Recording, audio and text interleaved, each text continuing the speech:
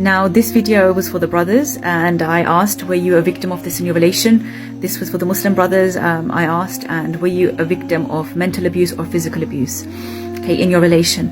Now there were 12 votes in total, and I wish more people had voted, but I think I made so many videos that day that people thought they were similar. So 10 voted that they suffered mental abuse, okay, from their woman, and two men voted that they suffered physical abuse. Now this is actually really sad. Now in society we usually think, okay, or generalize, and we think that, okay, men are the ones that abuse women. But in this case, even if it's a minority in this poll, you can see that women are also capable of abusing men physically. Now, whether that's because she was provoked or anything, or it could also be, you know, a brother hitting her and her hitting in self-defense. I mean, self-defense is justified, but anything else is not actually justified. But this is actually really sad, and this is something brothers don't really speak about when it comes to mental abuse. You know, they're all like, no, you know, I haven't suffered any mental abuse. But thank you for actually, you know, voting in here. But I also know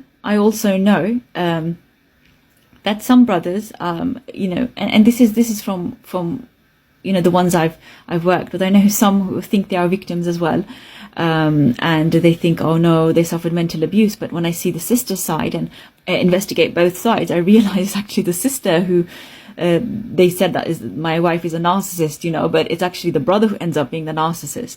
And I know that this can go for both genders, and there are there's about 2 women that I dealt with who actually accused their you know, husband of making them suffer.